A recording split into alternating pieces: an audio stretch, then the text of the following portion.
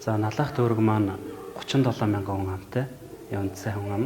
За өнгөрсөн 7 сарын 1-ээс Тэмбүү устгын аяны үйл ажиллагаанд бол дүүргийн засаг даргын тамирын газар, эрүүл мэндийн төв, төрийн үйлчилгээний ерөн байгууллагуудын дунд бол Тэмбүү устгын аян бол идэвхтэй явагдаж нийтдээ бол 42 байгууллагын албан байгууллагын 1634 хүнийг бол үзлэг шинжилгээнд бол бүрэн хамруулсан. Төрийн байгууллага маань хамтарч ажиллаад иргэдийн дунд бол 5000 гаруй иргэнийг бол үзлэг шинжилгээнд хамруулад эмчилгээ онцлогын асуудлыг шийдээд ажиллаж байгаа. Дэлхийн замаар дамжих кабинетаар үйлчлүүлэгчдийн насны ангиллаар хаад үзэхэд ер нь бол 15-аас 39 насны хоорондох өвчлөл бол өндөр байгаа.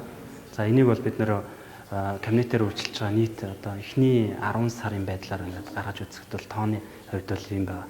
Энэ хөвчгөн насны болон өсвөр насны энэ охтууд залуучуудын дундх үзлэг шинжилгээг бол бид нар бас эрчимжүүлдэг. Мөн дүүрэг дээр бол өсвөрийн эмч гэдэг бид нар манайх бас ажиллаулж байгаа.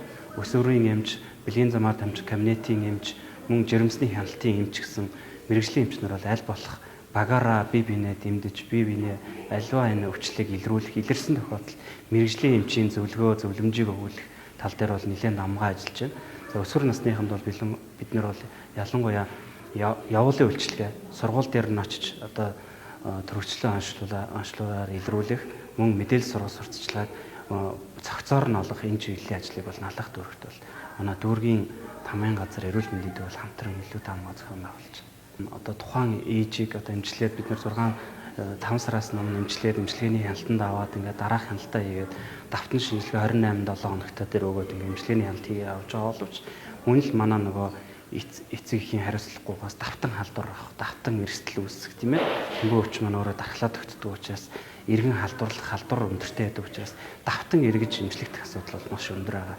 Энэ дээр бол бид нэр жирэмсний кабинетийн эмчнэр, за мэрэгжлийн эмчнэр бол хоорондоо зөвлөлтөд энэ чиглэлийн сургалтуудыг бол ерөөхдөө дүүргийн эмчинд бол боломжийн ялангуяа халдвар төвчин судлалын үндэсний төвийн бэлгийн замаар дамжих халдварын тандал судалгааны албаны эмч нартай бол нэлээд хамтарч ажиллаж байгаа. За энэний хүрээнд бол бид нэр өрхийн болон өрхтөр тусламж үйлчилгээ анхан шатны нэгж дээр явуулж байгаа эмч нарыг бол давтан сургалтанд бол бид нэр хамруулан ажиллаж байна.